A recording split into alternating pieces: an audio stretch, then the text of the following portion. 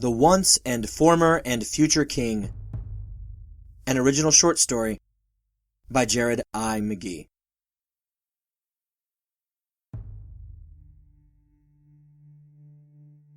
Of course, I'd read the Fitzgerald short story and Kinsella's novel, and Mallory and White's Arthurian epics. But that didn't prepare me for any of what came to me at 35.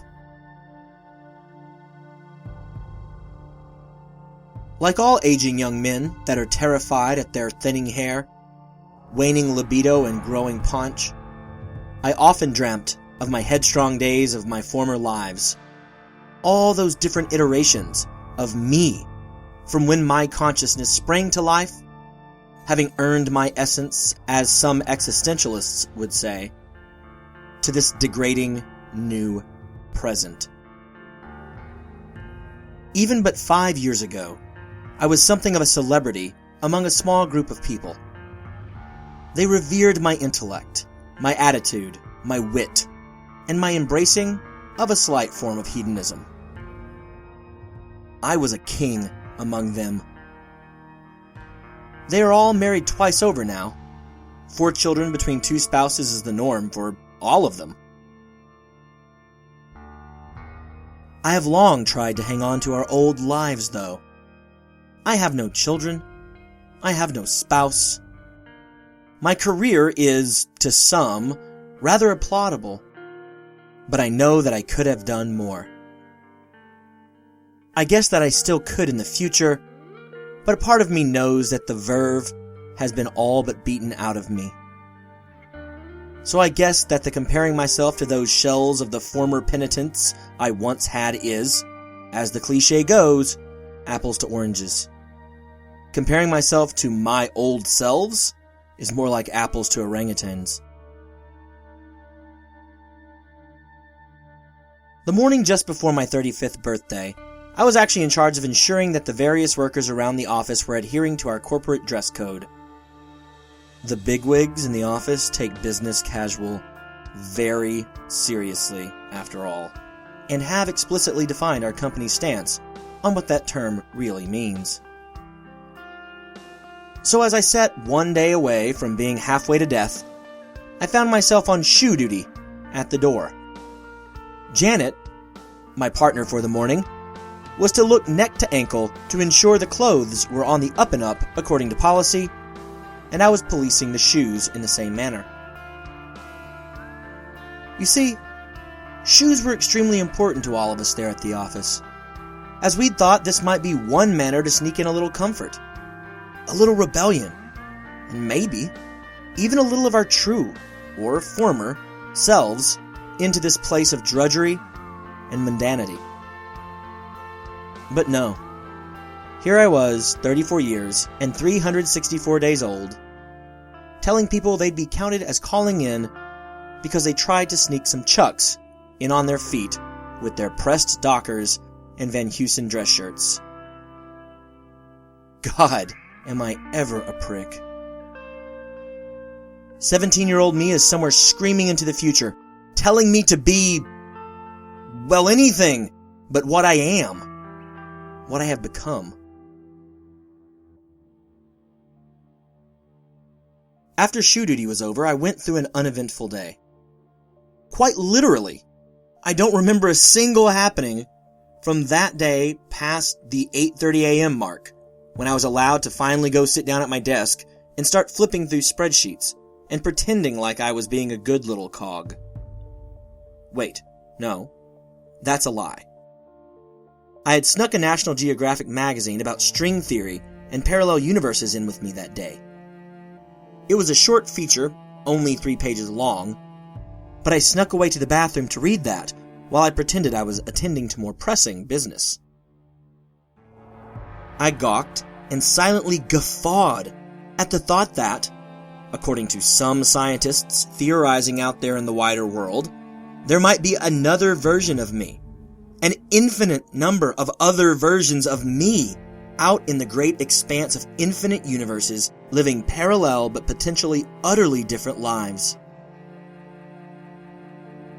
As a bit of a nerd for sci-fi, fantasy, and comic books, this shouldn't have been of any real surprise to me. Still, seeing it coming from scientists who seemed fairly reputable changed my perception of the plausibility of what had before seemed like an entirely implausible plot device. So that is the last thing I remember about that day, the day before 35. I woke up the following morning to the droning of my alarm from my phone, a cheap little off-brand Galaxy that cost me $40 at Walmart. I groaned and went straight to the shower, knowing that I had to get moving in order to relive the day before all over again. What a depressing thought. What a depressing reality. I turned the shower on and began waiting for the steam to begin to rise. My shower takes forever to heat up. That is what I get for living in a crappy old building that is relatively inexpensive, I guess. But as I sat there thinking those well-worn thoughts, I caught a glimpse of myself in the mirror. I thought I might be going crazy, but I could swear a few crow's feet were missing. My patches of bald head were off display under some fuzzy brown curtains of sorts. And, in fact, the fact I was seeing into the mirror at all, without my contacts in, meant that I could see. Period. Because I assume I'm losing my mind or my handle on the world just about every day, I went ahead and hopped into the shower to get clean and move on to my day. But in the shower, as I did this soaping and that scrubbing, I began to realize that my limberness had improved exponentially too. I actually tried it, stretching this way and that. I bent at the waist and tried to touch my toes, like football player, and dancer, and swimmer, and triathlete, and rock star me used to be able to do. And boom! Easy peasy. At this point, I certainly knew something was off. Being boring old me, though, I went to work and my 35th birthday passed.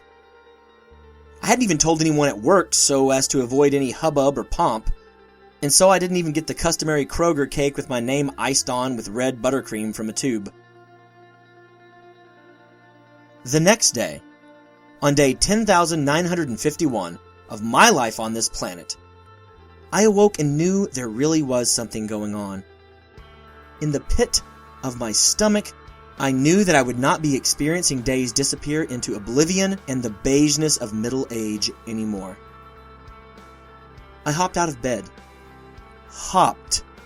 and loped to my bathroom mirror. The nerd in me chuckled knowingly. The thought that had been banging around in the back of my head for a day or more now came barreling to the forefront of my brain. I was getting younger. Younger!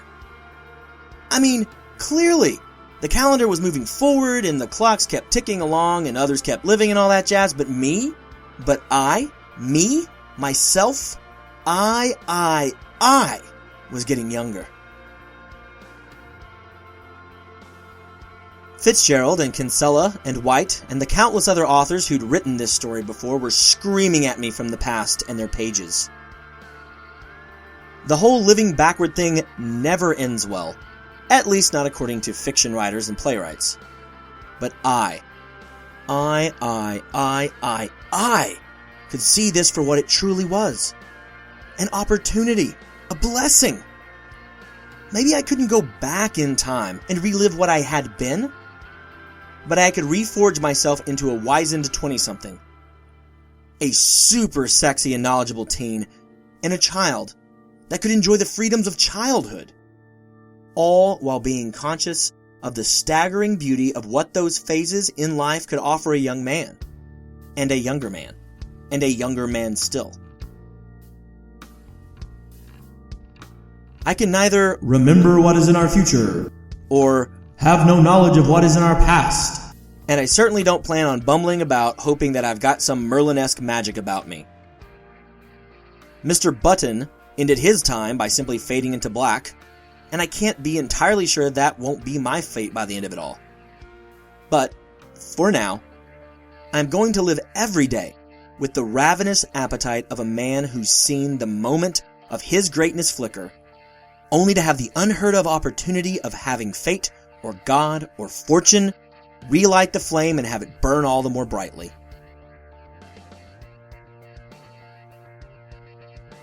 I'll quit my job once I've youthened up enough. Then, I'll go reclaim my throne and my kingship in this life. Once again.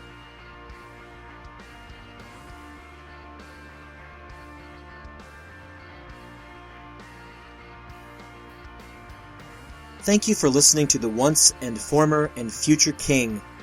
The track behind this story was taken from the Free Music Archive. It is titled, So Sing the Blackbirds, which comes from the album of the same name by Ending Satellites.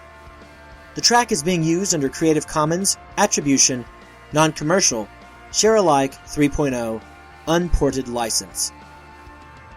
Next up, we'll continue with a new guest author to prose.